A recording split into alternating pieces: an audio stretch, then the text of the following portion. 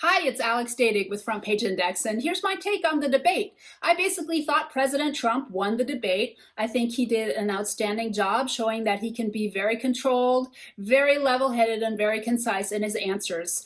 And so, all in all, I think Joe Biden was he had his guard down. He kind of felt to me like the emperor without clothes. He was just very, very careful not to say anything that would get him in trouble, and he was not strong. He didn't fight back. He didn't really stand strong on any of his issues because I feel like he was talking to his supporters tonight, people that were more convinced that they were going to vote for him. I don't think he was able to reach the middle at all. I don't think swing state voters found anything in Joe Biden tonight that was going to change the way they were going to vote. So I think in terms of the battleground states, those votes were more likely to go to Trump than they were to Joe Biden. The other thing that I found really outrageous was how Biden kept hiding behind his son's addiction by talking about treatment and not jail. And those things would lead you to believe, well, why would he say that? Why does he think that he can solve America's drug crisis when he can't solve the one in his own family? And it does appear to be a very serious crisis for which Joe Biden seems to be the key enabler.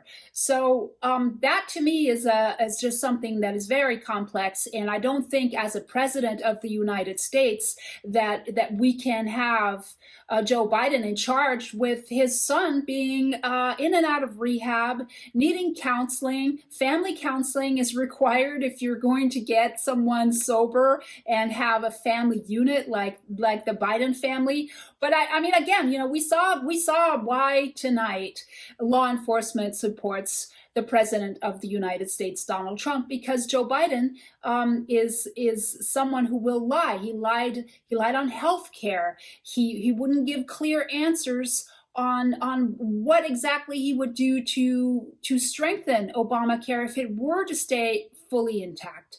And so the individual mandate was hurting Americans, and that's something that President Trump promised he would get rid of, and he did. And so I think he did a great job on that. So I trust President Trump to solve our problems with health care, and I do believe that he'll do a good job on that.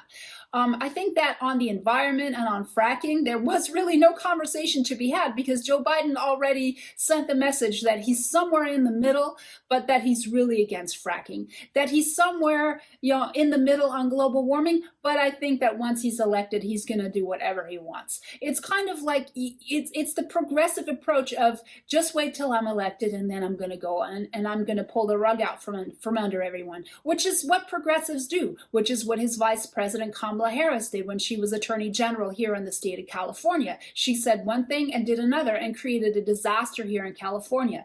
Basically, tonight showed us once again that Joe Biden is getting really, really bad advice from California Democrats, mind you. Nancy Pelosi, Adam Schiff, Kamala Harris, Eric Garcetti, who has now apparently had to step back from being a Biden surrogate over sexual harassment allegations that he didn't take any action on and was aware of by two different men who have now made serious allegations against a Garcetti staffer. So things are starting to fall apart for Joe Biden in more ways than one. You've got Kamala Harris bailing out violent criminals with Minnesota Freedom Fund, helping raise over $20 million in 4 days, was it? 4 days, and in 20 days they raised $35 million after she sent out a tweet trying to help them. So this is not looking good for Joe Biden. I think President Trump is starting to make his case to the American voters in a very strong way. I'm very proud of him tonight, as I always am of President Trump, and I encourage him to keep up the good work, Mr. President. Keep up the fight. I think the American people are on your side, and we are rooting for you to take this to the finish line and finish strong. Wishing you all the best, Mr. President, and you guys check in with Front Page Index. We'll be on top of the latest. See you later.